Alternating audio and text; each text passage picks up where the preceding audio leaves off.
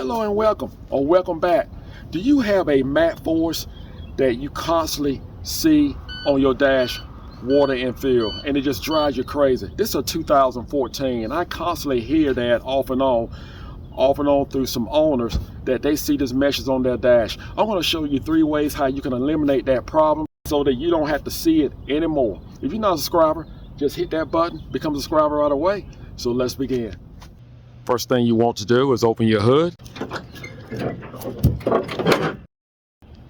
You will find your fuel filter on the left side, driver's side of your vehicle, right here.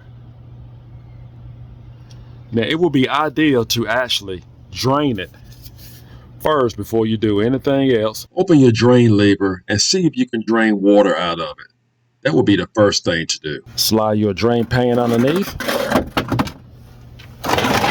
This is the first step to take to make sure that you do not have any water in your fuel filter housing. As you can see, there is no water in our fuel filter housing. For diesel fuel to drain, we would need to loosen or remove our fuel filter cap. This moves us to step 2. We are going to replace the fuel filter. Now there is a tube that is made for this cap. It's a 36 millimeter. That's what we're going to use here in this video. Just place it right on top. You need a 3/8 ratchet. Although it's a plastic cap, it's going to be a little bit snug. That's why it's so important to actually use this tube. If you use a adjustable wrench or a wrench, just be careful not to damage the cap.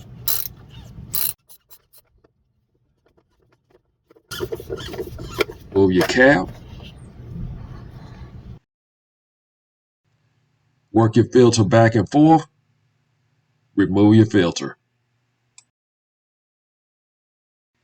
It is definitely good practice to have a drain pan underneath the fuel filter housing.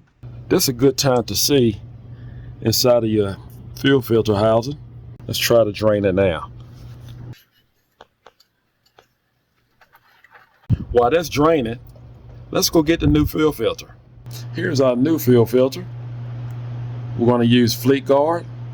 I definitely prefer to use Fleet Guard or international fuel filters only.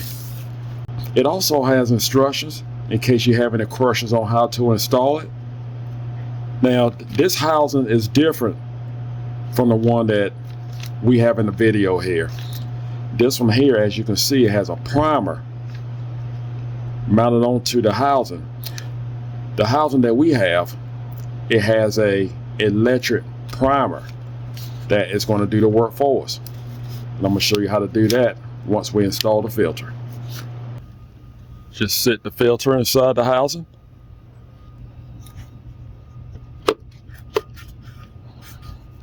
Make sure it's seated all the way down. I'm going to shut off our drain here. A O-ring comes with the filter. We're going to replace this O-ring. Feel free to lube your new O-ring with clean diesel fuel.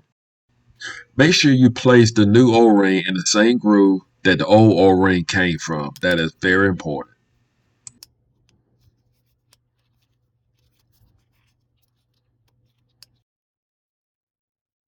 It is ideal to use a torque wrench and tighten your filter cap down to 220 inch-pounds.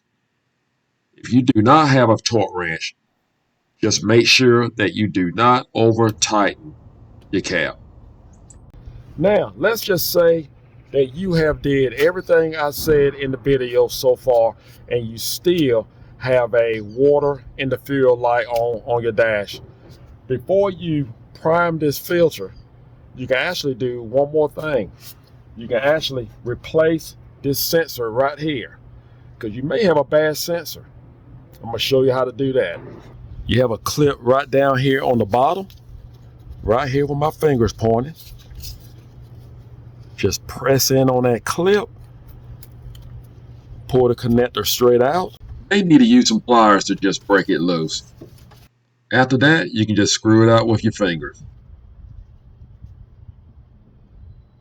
Now again, this sensor can be bad. Just keep that in mind. Here's our new sensor, part number, and the price range. It comes with a new O-ring. Make sure you have this O-ring on your sensor, whatever sensor that you install. Make sure you definitely have this O-ring. Screw in our new sensor.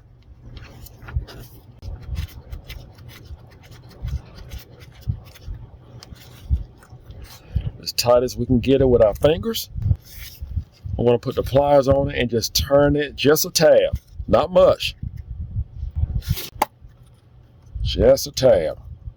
I turn it just enough that it's hard for me to remove it with my fingers, because you don't want to break that sensor. Attach the connector to the sensor. That's all you have to do to replace that sensor. Now we are ready to prime. Hopefully you have seen my video of the MaxxForce with the manual fuel pump on how to prime that. This vehicle here, we actually have an electric fuel pump. So the way we're going to do, we're going to turn the ignition switch on. Do not start the vehicle. We're going to turn it on, allow the ignition switch to stay on 30 to 60 seconds at a time. We're going to do this, we're going to repeat it at least 3 to 5 times. I prefer to do it 5 times. Allow the air to purge out of the system.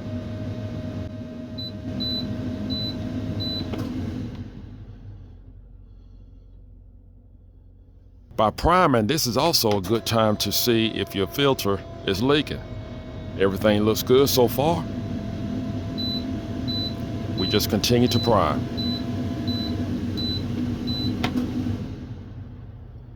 We are currently on the 5th cycle. Now let's start the vehicle.